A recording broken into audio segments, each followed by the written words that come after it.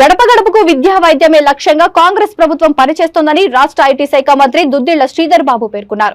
పెద్దపల్లి జిల్లా గోదావరికని జనరల్ ఆసుపత్రిలో 142 కోట్ల రూపాయలతో 350 పడకల అదనపు ఆసుపత్రి భవన నిర్మాణానికి మంత్రి భూమి పూజ చేశారు. రాష్ట్రంలోని ప్రతి పేదవాడికి ఉచిత వైద్యం అందే విధంగా రాజీవ్ ఆరోగ్యశ్రీ పథకాన్ని 5 లక్షల నుండి 10 లక్షలకు పెంచనున్నారు. ఆధార్ కార్డు తరహాలో ప్రతి ఒక్కరికి హెల్త్ ప్రొఫైల్ ఏర్పాటుకు ప్రభుత్వం పరిశీలిస్తుందని మంత్రి తెలిపారు. వైద్య విద్యార్థులు టెక్నాలజీని ఉపయోగించుకొని విద్యను అభ్యసించాలన్నారు. రామగుండం పారిశ్రామిక ప్రాంతంలో నిరుద్యోగ యువతకు ఉపాధి కల్పించేందుకు అనుబంధ పరిశ్రమలను స్థాపిస్తామని శ్రీధర్ బాబు హామీ ఇచ్చారు. వైద్యం కోసం ప్రజలు దూర ప్రాంతాలకు వెళ్లకుండా కార్పొరేట్ తరహాలో వైద్యాన్ని అందిస్తామన్నారు. భూమి పూజ కార్యక్రమంలో స్థానిక MLA Raj Thakur, medical college principal Himabindu, అధికారులు, కాంగ్రెస్ పార్టీ శ్రేణులు పాల్గొన్నారు.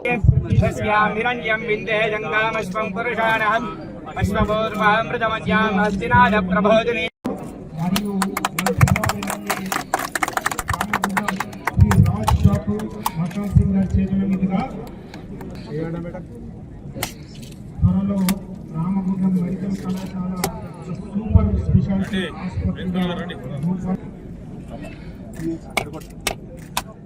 ఈ 350 పడకల ఆసుపత్రి మన రామగుండంలో స్టార్ట్ అయితే ప్రతి ఒక్క పేషెంట్కి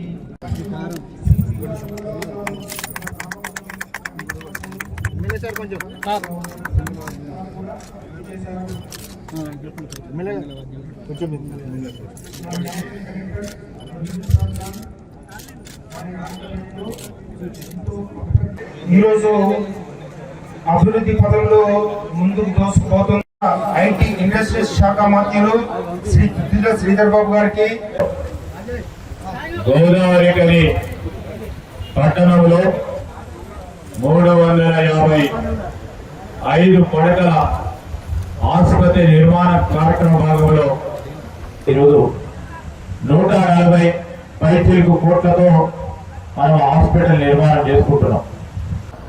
విద్యను అట్టుపైన పెట్టి ఒక్కసారి కూడా సమీక్ష చేయలేదు.